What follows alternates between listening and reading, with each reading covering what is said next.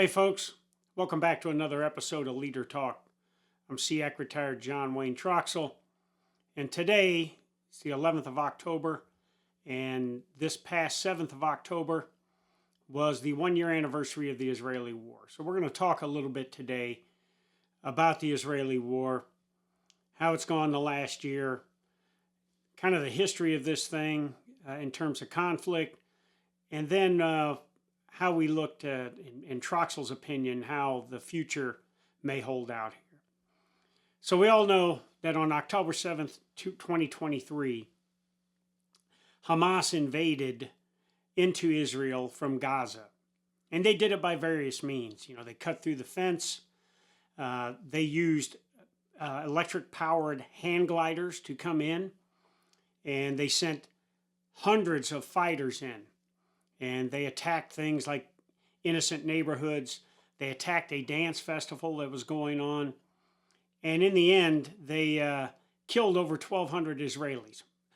I should say they murdered over 1,200 innocent Israelis. Captured well over 100 others, to include some Americans. And they leveled some devastating destruction onto the Israeli population. And the Israelis, like they've always done, responded. And they responded in an overwhelming manner.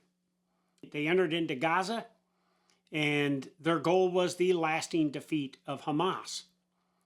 And in the process, they have killed hundreds, if not thousands, of Hamas fighters. But unfortunately, because this is a war and what happens in war, there have been a significant amount of Palestinian civilian casualties. Now, the Israelis are all about targeted operations. The Israelis are all about doing tactical call-outs. They're all about evacuation measures for innocent civilians. But Hamas gets a vote. Sometimes they use civilian human shields. Sometimes they tell people they can't leave. And in some cases, some of the people that are radicalized by Hamas will not leave. And in the end, there's been over 40,000 Palestinian citizens killed. Now, we all know that folks like Hamas, Hezbollah, the Houthis down in Yemen, Shia militia groups, all of these terrorist insurgent groups are financed by Iran. And shortly after October 7th, all of a sudden Hezbollah forces started firing from the north in Lebanon into Israel. And we know that the Houthis down in Yemen have been firing missiles and rockets at Israel, as well as attacking merchant ships in areas like the Bab al-Mandeb Strait and Suez Canal. And closer to home, there's been over 200 attacks since the 7th of October on U.S. troops in Syria, Iraq, and Jordan. And at Tower 22 on January 28th in Jordan, at that camp, 3 American service members were killed in action by an enemy drone. And so here we are a year later, and Israel has shown some amazing resolve, and they are dedicated, like they always have been in conflict, that they are going to eliminate the enemy, and they are going to continue to protect their sovereign territory and their homeland. And they are going to continue to look for assistance from people like the United States. And right now, our U.S. force posture continues to grow.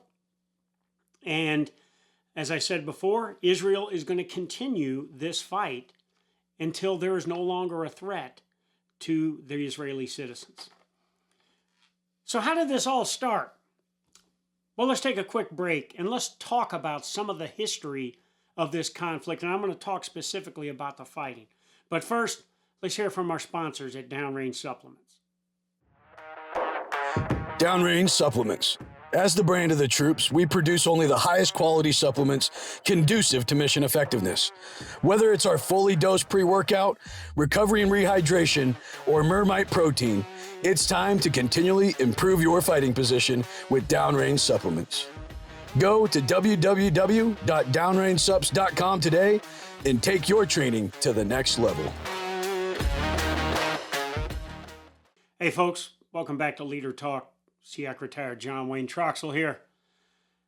We're talking about the Israeli war and the 1 year anniversary just passed of the start of the war going on there in Israel between the Israelis, Hamas, now Hezbollah, the Houthis, all of these Iranian proxies they're at war with right now. And when you look at the significant history that's happened between Israel and Palestine, or Israel and the Arab states there. You know, in 1948 was the first Arab-Israeli war. And in this region, in the Middle East, there's a history of conflict between Israel and these Arab nations. And here Israel went to war in 1948, and again, it was over the Palestinian issue. And it was a bloody fight in 1948, stretching into 1949. The Israelis lost over 6,000 soldiers in the fight. The Arab armies lost over 7,000. And the Palestinian military, their fighters, and civilians lost over 13,000. But in the end, Israel prevailed. And there was a little bit of a peace after that, if I could use that word. But then the next major conflict happened in 1967, known as the Six-Day War. It happened 5 to 10 June, and this time it was an Arab coalition of Egypt, Syria, and Jordan that were fighting against the Israelis. And again, the Israelis took the wood to this coalition. The Israelis only lost 1,500 total casualties. That's killed, captured, and wounded. Although that Arab coalition lost over 25,000.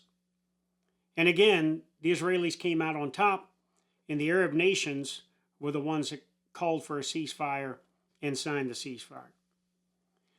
And then just 6 years later, in what was known as the Yom Kippur War, 6 to 25 October, conflict broke out again. And in the end of that conflict, which lasted about 3 weeks, Israel had 2,800 soldiers killed in action. And the Arab coalition of Egypt, Syria, Morocco, Iraq, Jordan, and even Cuba was involved in this fight. That coalition lost over 18,000 fighters killed in action. So I bring all this up to say that historically, the Israelis have held their own anytime they've come into conflict there. Now, don't get me wrong, the asymmetric kind of wars that Iran and these proxies and these other nations have used have had an impact on Israel. But the bottom line is history has shown that Israel will continue to fight until the last person to protect their sovereignty, their freedom, their homeland, and their way of life. And throughout these conflicts and what's happened now over the last year, Israel has kind of got after operations the same way that the United States did in Iraq and Afghanistan. Targeted operations that get after key leaders and massing joint fires with infantry, armor vehicles, artillery, aircraft, naval bombardments, you name it. They are using everything available to continue to get after the enemy and to wipe them off the planet. And let there be no doubt, Israel's not going to stop. And I said this before on an earlier episode. In Israel's opinion, they're not going to stop until Gaza is a parking lot and that they have cleared Hamas out. The Israelis are not going in there to try and kill every innocent Palestinian. But this is war. And unfortunately, civilian casualties happen in war. It happened with us over the 20-year war in Afghanistan. It's happened to us in Iraq, and it's happened in every conflict that we've ever been associated with. So we cannot sit and say that you're going to have a clean war where you're only killing enemy fighters. I don't support the killing of innocent civilians in Gaza, but unfortunately, like I said, this is war. So now, let's talk about what we think is going to happen in the future and how Israel is getting after this. But before we do that, let's take another quick break and let's hear from our sponsors at Downrange Supplements.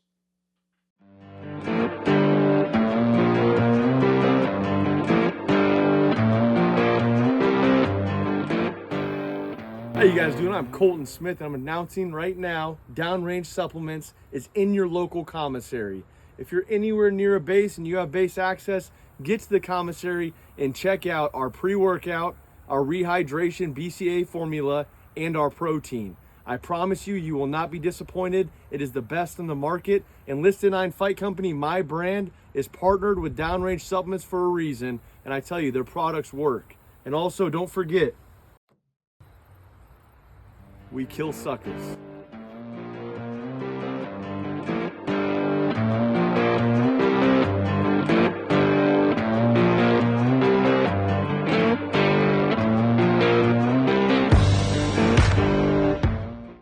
Hey folks, welcome back to the final segment of this episode of Leader Talk.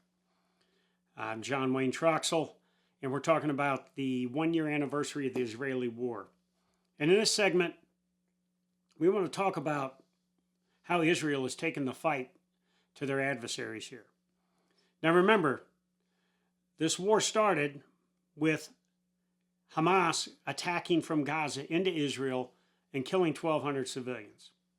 And the minute that happened, probably the biggest number of civilian casualties that has happened to Israel since the Holocaust, Israel was determined, and they are determined, to eliminate any threat to them, whether it's Hezbollah, Hamas, any of these other terrorist organizations like Houthi rebels or Shia militia groups that are all proxies of Iran, who is the number one state sponsor for terrorism globally. And so right now, Israel is basically fighting a three-pronged attack in Gaza, in Lebanon, as well as fighting and attacking into Yemen with rockets and missiles. And think of some of the asymmetric ways they are taking the fight to the enemy. So Hezbollah in Lebanon stopped using cell phones because Israel was so good with signals intelligence in targeting these cell phones of key leaders and eliminating them off the battlefield. So they went to these pagers and walkie-talkies. And Israel got to the left of their ability to use these pagers by intercepting them and inserting explosives in them. And at a certain time, where all these Hezbollah key leaders had these pagers, they detonated through remote control means, they detonated all of these pagers and basically wiped out the hierarchy of Hezbollah. And then a couple days later, they did the same thing with walkie-talkies. So they were severing Hezbollah's ability to communicate, to continue to conduct asymmetric attacks on Israel and continue to coordinate terrorist kind of efforts. And if you look at what kind of effect that has had on Hezbollah, think of the person that's in charge now, that's alive, of Hezbollah. That person probably wasn't important enough that they would give a pager or a walkie-talkie to, and now that person is leading the organization. So Israel is going to continue to look to decapitate these Iranian proxies. And they're going to continue to conduct attacks on the Houthis in Yemen, on Hezbollah in Lebanon, and on Hamas in Gaza. And they're going to continue to look for ways to attack Iran as well, because they know that's the head of the snake. And Israel has even entered Lebanon with ground combat forces now to take the fight to Hezbollah. So through the history that we talked in the last segment and what we've seen through this year with the war in Israel, the Israelis are not going to stop until there are no longer threats to them. And they are going to continue to take the fight to these terrorist organizations, these Iranian proxies. And ultimately, what happens next? Will it be a direct attack on Iran and Iran's facilities and their nuclear facilities and things like that. That remains to be seen. But in Troxell's opinion, the Israelis, one, have every right to defend their sovereign territory against any threat, but two, and having spent a lot of time with the Israeli Defense Forces and leadership there in the country, they are going to go after the enemy until that enemy is no longer barking at their door and Israeli citizens can live in peace in their home country. So we'll see what happens next on the war in Israel. But stay tuned, because we'll continue to give updates as we see them, and I'll continue to give my thoughts as a guy that has spent a lot of time in that region in combat, spent a lot of time with the Israeli Defense Forces, and spent a lot of time with their leadership. So before we get out of here today, I got to give my warrior shout out. Over the past week or so, the United States has been hit by some devastating events in two hurricanes, Hurricane Helene and Hurricane Milton.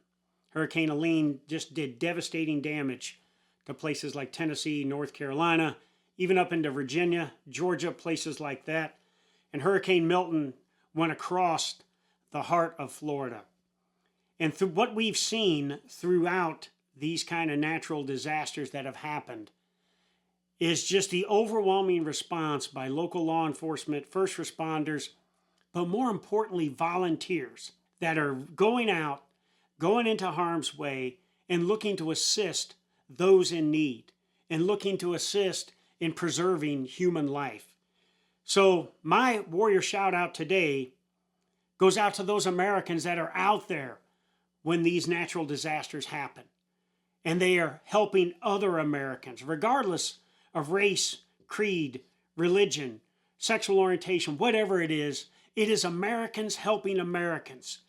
And if you want to see a shining example of what this nation is all about in the face of adversity, look at what these people that are serving others have done in a Hurricane Helene and Hurricane Milton. So to that, I salute all of those out there that have supported these efforts. And I continue to pray and say God bless to all of those that have been affected by these natural disasters. And that's it for today on Leader Talk. Thank you for tuning in. Don't forget that you can pick up my book, Surrender or Die, Reflections of a Combat Leader, on Amazon or on barnesandnoble.com, or you can go to our website, pmehard.com, to order. Also, if you like what you see here, subscribe to our YouTube channel, Leader Talk. You're going to see a lot more content, a lot more guests coming in. And last but not least, got to give a shout out to our sponsor, Downrange Supplements. If you're looking to continue to improve your fighting position, known as your health and wellness and fitness, go to downrangesups.com and find out all the products we deliver to help with hydration and recovery from intense workouts. So God bless you all. Thank you for what you do, and God bless America. We'll see you next time. Boom.